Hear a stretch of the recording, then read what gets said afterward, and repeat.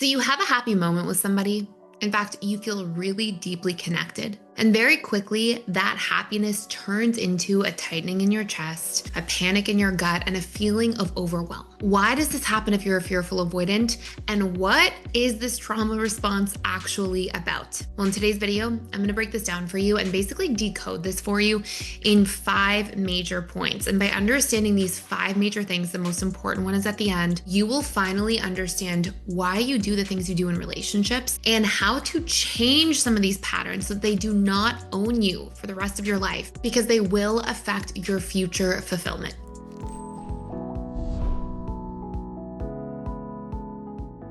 Let's break this down. One of the first things that everybody needs to understand if you are a fearful avoidant, and as somebody who was a fearful avoidant, I'll actually just speak from my own experience. One of the first things that happens is if you grew up seeing a lot of tumultuous relationships or pain and suffering around attachment, or if you had a very unpredictable caregiver who was in active addiction or who was all over the map with their own mental health, you would have had a lot of moments where love and connection was a good thing, but also a lot of moments where love and connection was a scary, overwhelming, or very confusing thing. And so what this means is that you carry these deep expectations that relationships or love basically ends in pain. And as somebody who was a fearful avoidant and saw a lot of pain in relationships growing up, I grew up thinking, oh, all relationships end badly.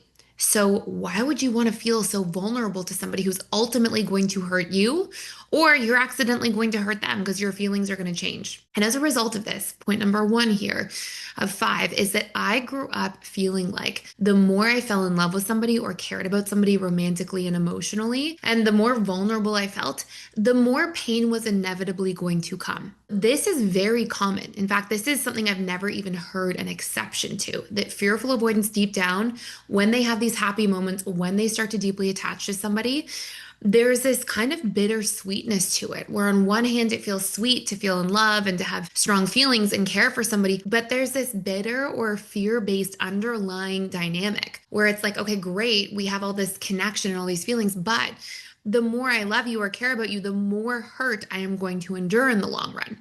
And this is part of what causes a fearful avoidant to spin out or to spiral, because the more they care, often the more threatening that actually feels deep down. And let me know, by the way, if that's something that's commonly happened to you, because this is so common. And I also want you to know you're not alone in that and that it's a solvable problem.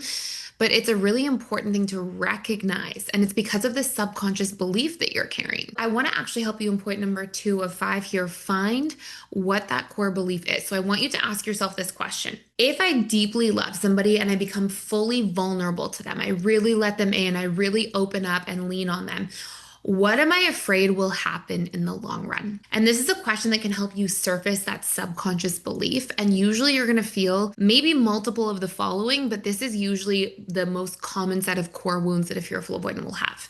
Number 1, they will betray me. Okay, this is according to integrated attachment theory. Number 2, they'll eventually abandon me, change their mind about me, lose feelings, abandon. Number 3, they will try to trap or control me. Number 4, I will eventually be in a dynamic where I try to lean on them and they won't show up for me and I'll be left feeling helpless. Or number 5, I will be emotionally unsafe with this person. Check in and see which of those 5 resonate with you. Usually there's at least one of those big ones there for people. And what that is that you usually had a subconscious imprint, something hurt you that way in the past. You stored it. And now you project it back out onto your relationships without even consciously recognizing. And it's not like you're doing this with intention or that you're saying, oh yes, let me fear that everybody will betray me. It's that this is something that's happened to you in the past. And because this is how your subconscious mind works, it reprojects out painful or fear-based beliefs onto the present to keep yourself safe from those experiences. You end up in dynamics where you feel like you are literally fearing these things over and over again. Another really big honorable mention, again, these are all fearful avoidant core beliefs from integrated attachment theory, is the core belief I'm unworthy. I'll be stuck in a relationship where the person's always putting me down or making me feel unworthy. And so it's a big common theme, okay? And the analogy I like to give here, and this is really point number 3 of 5, is that these core beliefs are like your own personal version of a bear in the woods. If you go into the woods tomorrow and you see a bear and you run away from that bear and you're safe, but you have to return to the woods the very next day, well, what does your mind do? Do you go into the woods fully neutral, fully calm, fully at peace?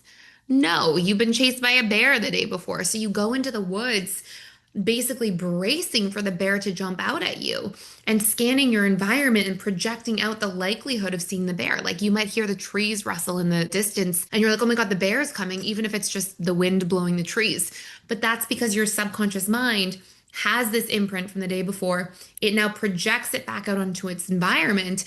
And now it's dysregulating the rest of your nervous system, signaling to it to go into sympathetic nervous system mode in order to protect yourself from the threat.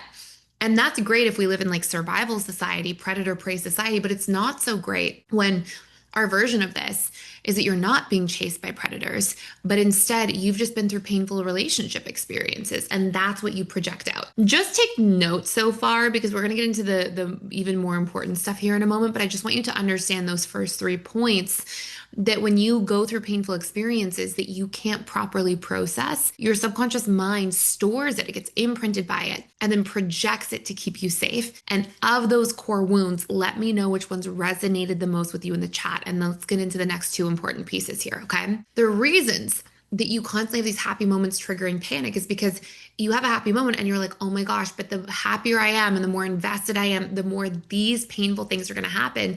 And then you project them back out onto your environment and you're constantly scanning for them. Now, here are the next 2 really important pieces of what is going on. Often fearful avoidant attachment styles, they go into relationships and they make these relationships one-sided. So because they generally have a big I am unworthy core wound, according to integrated attachment theory, they end up in dynamics where they're like, oh, I literally need to prove to other people, especially people I'm in a romantic relationship with, that I'm worth loving. And so they constantly feel like they have to earn their worth from somebody. So the happier they are, the more pressure they feel because the more they're like, oh my goodness, I need to earn my worth from this person. And this causes them to go into this cycle. And this is a really important thing to recognize, where you overgive and you under-receive to keep your sense of worth. And so when you have these happy moments that then trigger panic, a lot of times it's because you get given something, whether it's love, connection, a compliment, somebody does something nice for you. And then deep down, you feel like, oh, now I literally owe them 2x back what they just did or gave to me.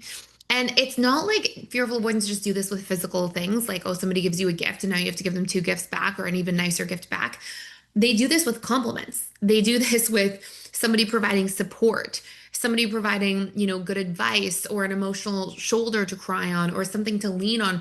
When somebody does them even like a favor, an act of service, some sort of supportive gesture, fearful avoidants sit there and they go, oh my goodness, I now have to give back twice as much as what I just received. And this means that these happy moments trigger panic because they trigger you to put this unnecessary pressure on yourself that again is happening at the subconscious level of mind. Now, before I get into the 5th one, which is arguably one of the biggest ones here, I want you to know if you want to go deeper into healing your fearful avoidant attachment style, you can actually check out for 7 days down below fully for free the Fearful Avoidant Healing Program. It will help you jumpstart your cycle in terms of how to heal your fearful avoidant attachment style. And with it comes free for life the core wounds bundle. It's a gift. You get to go in and understand your core wounds in a lot of detail and gain tools to rewire them. Okay, all of that is down below. It's a gift that can be claimed for a limited time, and I will put the link in the description. Point number 5.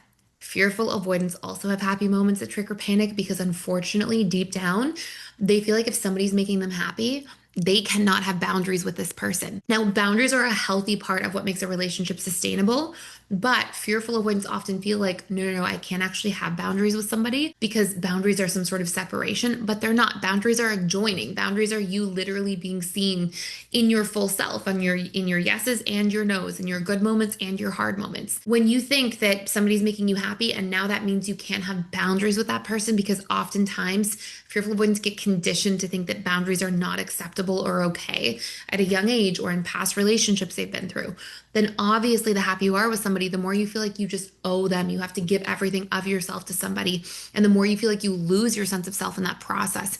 And that is in particular why in that Fearful Avoidant Healing Program, we literally cover how to rewire your core wounds and understand them so they're not showing up in your relationships all the time, how to actually meet your own needs, how to set your own boundaries and regulate your nervous system.